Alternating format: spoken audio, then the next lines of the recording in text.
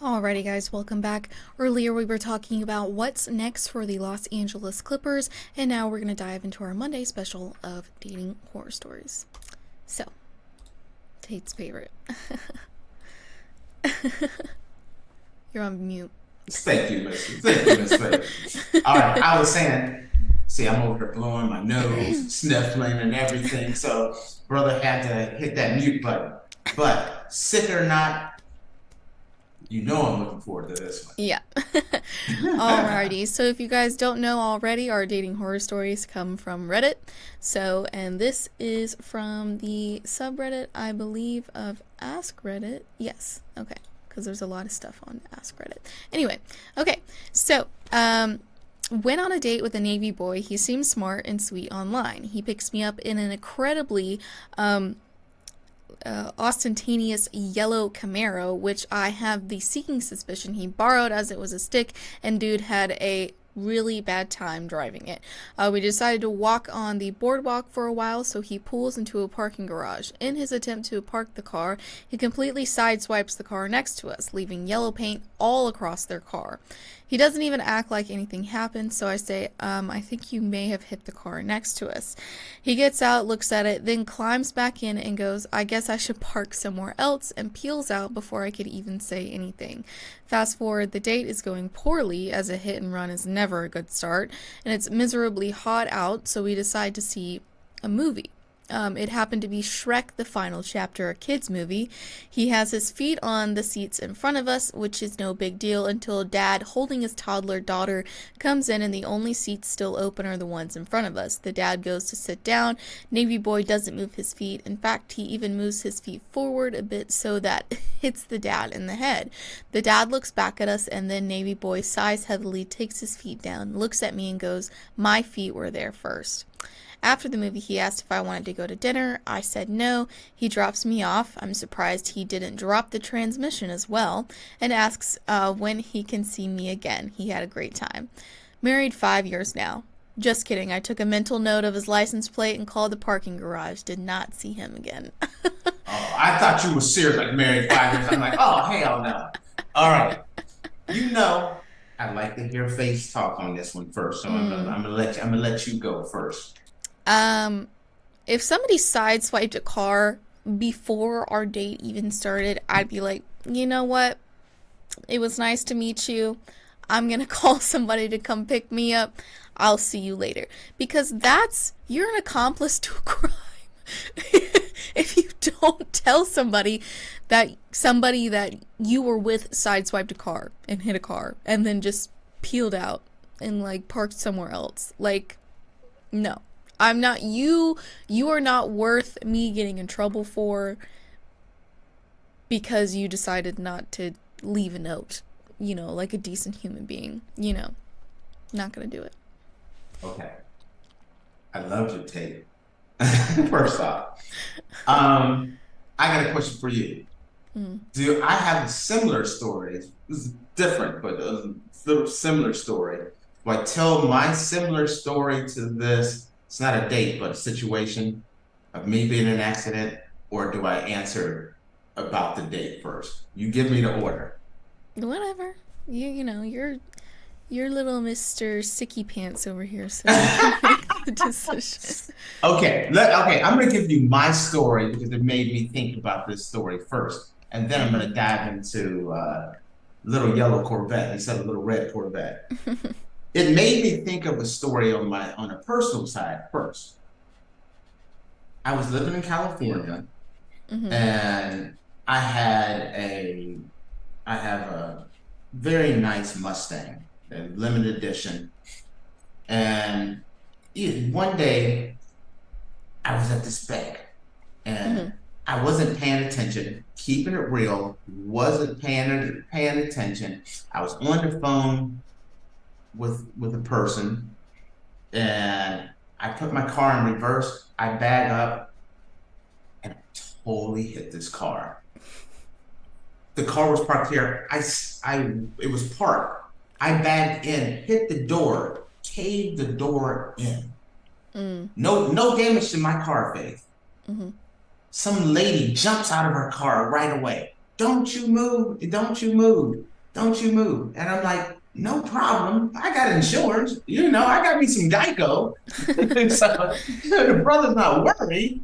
But she was like, I saw this, you hit that car. I'm like, so what? I'm like, I get, it's not more so what, but it's like, I'm just like, I did some damage to the car. So she runs into the bank and she asks who owns the car.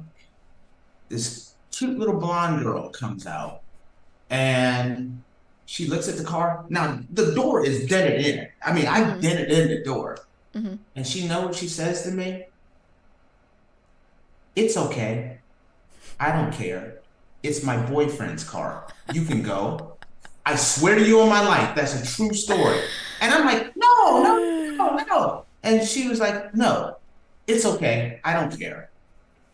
And I left. I left. She said it was her boyfriend's car. I caved in his door and she told me it was okay. What are you doing in that situation? That makes me think of a story that I have. Go ahead, girl. Let's go ahead. This was when I was still living in my hometown and going to school there. I was living with my parents, but one of my friends had an apartment in my hometown, and I had gone and visited her and was just hanging out with her at her apartment. And it was late at night. I think I left around like 10 or 11 o'clock. And so it was a small apartment parking lot, not very many people were parked there. And nobody was there. It was late at night. So by the time I was leaving, I didn't even think about it. I didn't look behind me or anything. I just backed out and was about to leave when I smash into a car behind me. Damn. Okay. And the whole driver's side is just dented in. Really, really badly. Okay. And so I was like, oh, crap. So I had to run back up to my friend's apartment, and I was going to write a note and leave my insurance and everything like that and put it in the car, on the car windshield. And I come back down, and there's 4 people surrounding the car. And I was hey, sorry, that was me. I was going and grabbing a note and putting it, gonna put it in your car. Let's exchange information. They called the cops on me, and turns out it wasn't my fault. The dude was illegally parked behind me, and I hit his car, and the police officer told him, dude, you parked where you weren't supposed to. There's nothing that I can do about it. Okay, that's a good story, because that goes with my story. The person that was parked behind me parked illegally, and I caved in her door. Mm-hmm. So that's helpful there, but thank you, sister, for giving me some legal advice here. No damage on me or anything. And so they were like, dude, you parked illegally. That's your fault. Literally, the cop was like, I don't know why you called me. Wow, that's crazy. What did you call me for, fool? Yeah. That's nuts. Mm-hmm. I don't know which story I like better. The fact that the cop was like, why did you call me? It's not. Or the girl coming out and being like, it's okay. She probably, you can go. She knew. She knew. She was like, I definitely shouldn't have parked here. She probably knew the second she put that car in park. She was like, I definitely don't need to park here. But she was like, whatever. But she was like, it's okay. It's my boyfriend's car anyway. Boyfriend's probably loaded. See, you look at it differently. You're like, bro, boyfriend's loaded. I'm like, boyfriend had to be cheating. He had to do something.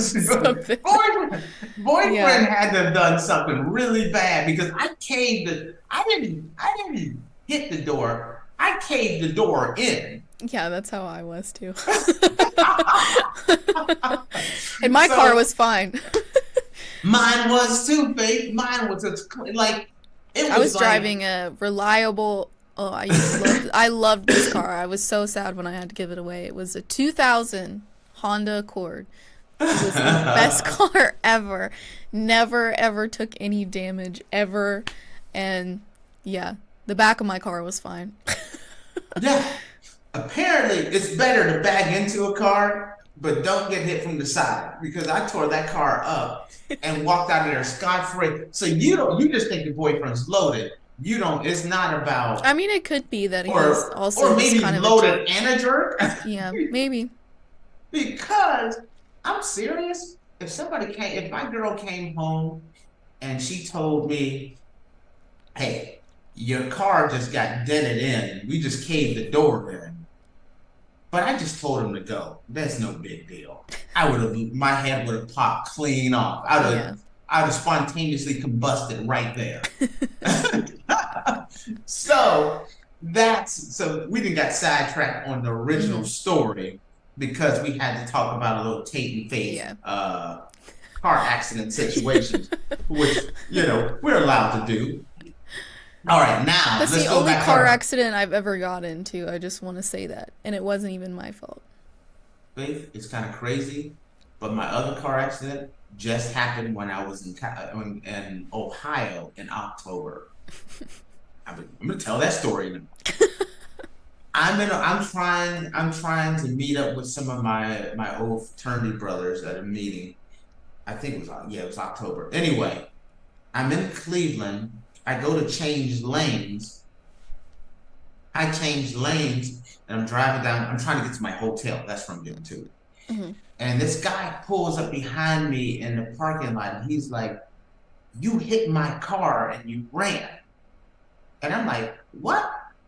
And I don't even see a scratch on his car. There's no scratch on my car. He's like, "I'm calling the police." I'm like, "No problem, brother. I got insurance. We can exchange information." He gets on the phone and he says, "This guy, he hit my car and it was a hit and run. I followed him and now I'm afraid for my life. Can you send somebody?" And I'm like, "Afraid for your life? Dog, I'm trying to give you insurance." Yeah. And there's a rental car, I got insurance, everything. I'm like, "I'm trying to give you insurance." And he's like, "Can you come please really fast? I'm really afraid." And I'm like, "What the heck is going down?" And I'm like, "This is the truth." So I call and they just tell him, "Listen, if you're afraid for your life, you should go on and just go to the police station." So he's like, "Okay." So he goes to the police station. So I get in my car and I drive to the police station as well. Like, okay, this is it ain't no hit and run. I'm gonna follow. You're following the guy who said he's afraid for his life. So I go to the police station. I pull in. I go in. He pulls off. I file a police report like, "Hey, this is the situation. He said I hit his car. There's no scratches on my car. I don't see no scratches on his." But he was calling saying he was afraid for his life and everything. So I did a police report and things of that nature. I was at the police station. Now, this is me living in Europe and coming back to the US. The dude never filed a police report.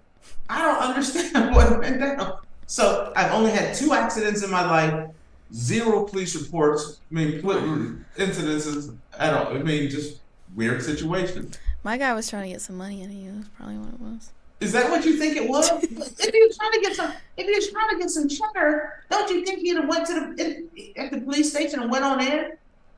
Or was it like, "This fool followed me to the police station"? I'm not going. Yeah. This dude is crazy enough to follow me to the police station. Like, I ain't going in. Yeah. Do you think that's what it was? Yeah. Dang, baby.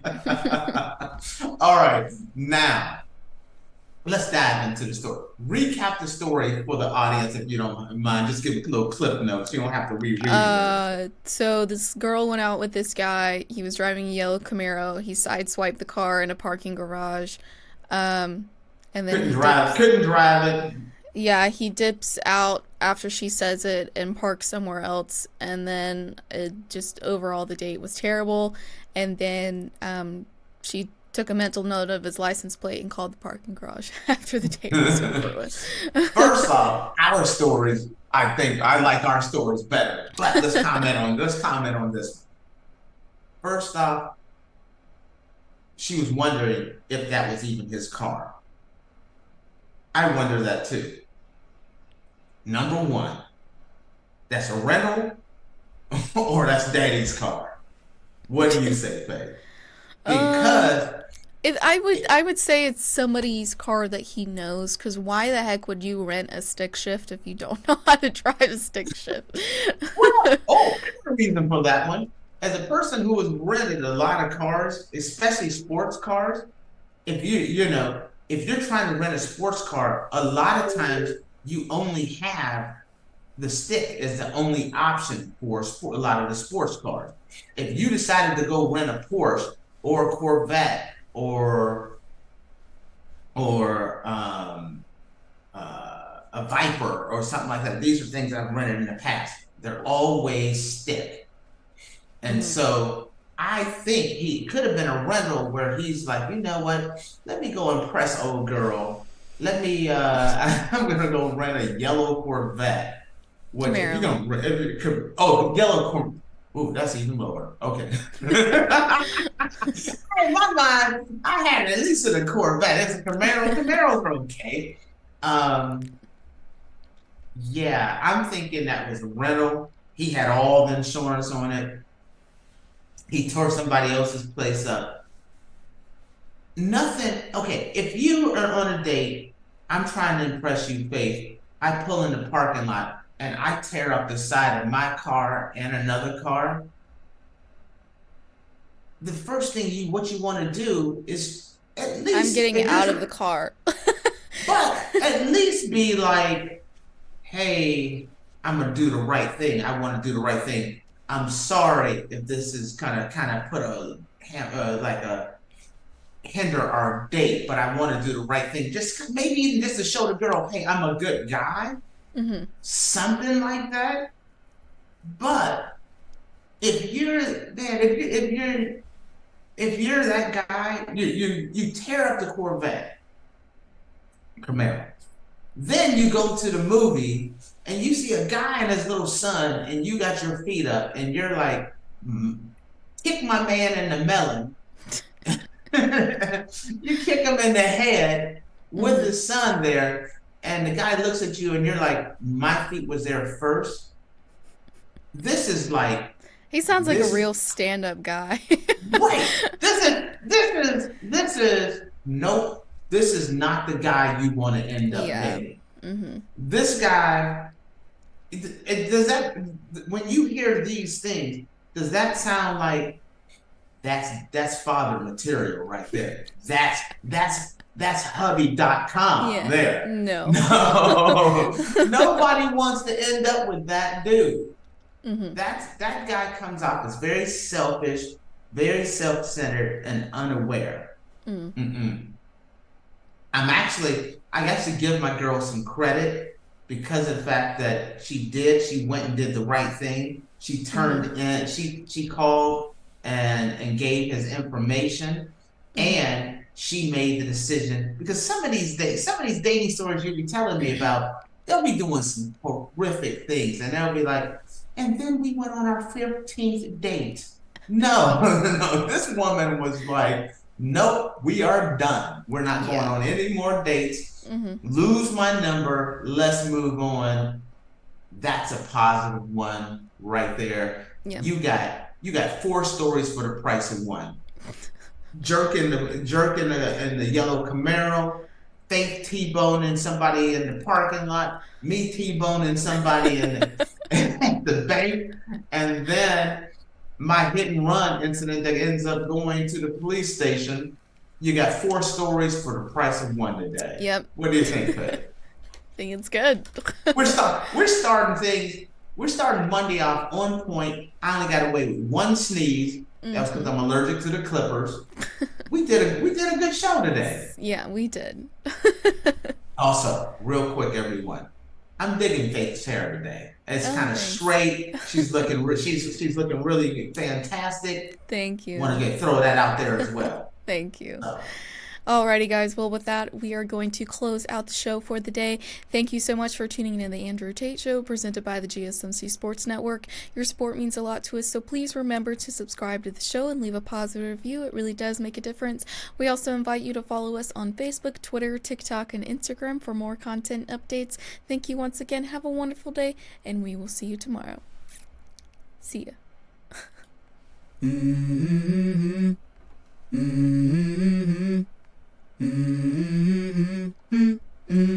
go. I wake up to a little bit of drool on my pillow, feel like it's gonna be a bad day. Yeah, I'm tired of shit, and the coffee ain't hit yet, damn ain't that great. I don't wanna go to